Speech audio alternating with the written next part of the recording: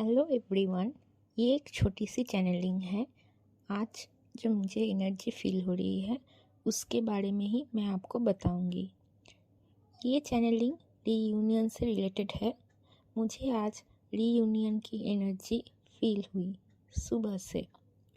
सुबह से मुझे बहुत बार ऐसे साइंस मिले जिससे लग रहा है कि कई डीएफ्स की जो डीएम है वो उनके पास लौटने वाला है और उनका जो रियूनियन है वो होने वाला है। ये खासकर उन डीएफ्स के लिए है जिन डीएफ्स के डीएम थर्ड पार्टी में इन्वॉल्व थे और उनका सेपरेशन बहुत लंबे टाइम से चल रहा है। तो मुझे जो चैनलिंग हुई है उसमें मुझे ऐसा लग रहा है कि ये सारे डीएफ्स जो अभी सेपरेशन के बाद भी अपने आप को पूरी तरह से हील कर चुके हैं, एकदम बैलेंस्ड है और डिवाइन के ऊपर सरेंडर करके अपनी डीएम के लिए वेट कर रहे हैं, डिवाइन की जस्टिस के लिए वेट कर रहे हैं। तो उनके लिए ये बहुत बड़ी खुशखबरी है।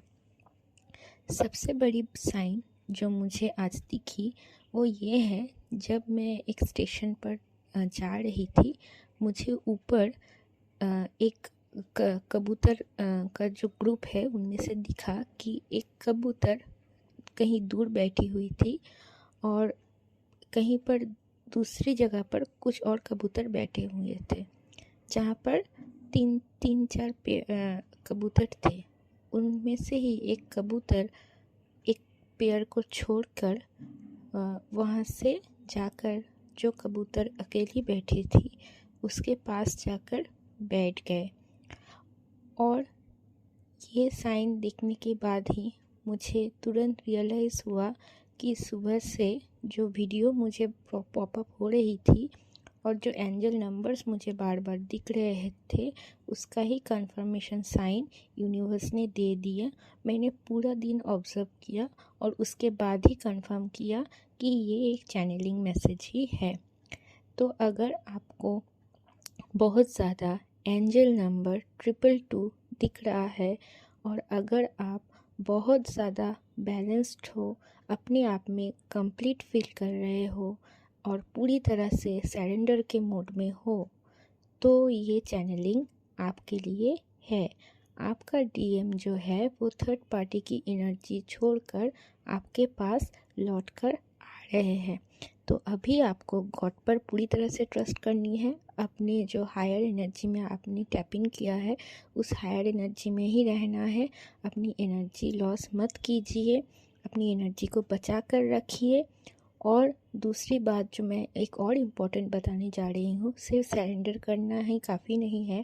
आप जो अपने सोल पर्पस की तरह बढ़ रहे हैं तो सोल पर्पस भी करते जाइए। तो हर वक्त सोल पर्पस तो ट्विन फ्लेम्स को यूनाइट करना या एनर्जी चैनलिंग करना या टैरो रीडिंग करना नहीं होता, कोई दूसरा भी सोल पर्पस है।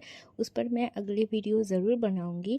जो मेरा मेन बोलने का मोटिव है वो ये है कि अगर आप अपनी ग्रोथ पर अभी इस वक्त फोकस्ड हो तो आपको अपने ग्रोथ पर पूरी तरह से अभी फोकस्ड ही रहना है।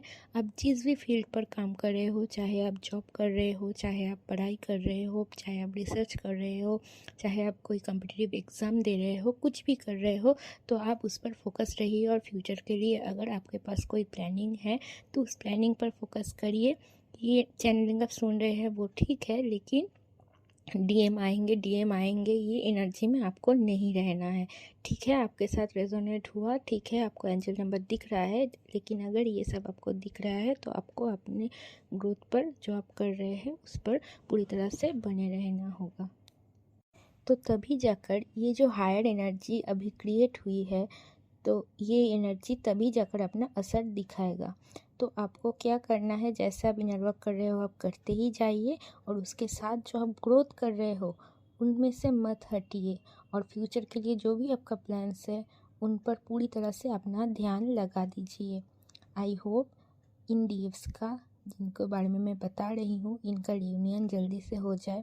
और मैं कमेंट सेक्शन में जो वीडियो मुझे चैनल हो रहा है बार बार, वो मैं पिन कर रही हूँ, आप वहाँ से अपना मैसेज देख सकते हैं। अभी के लिए इतना ही।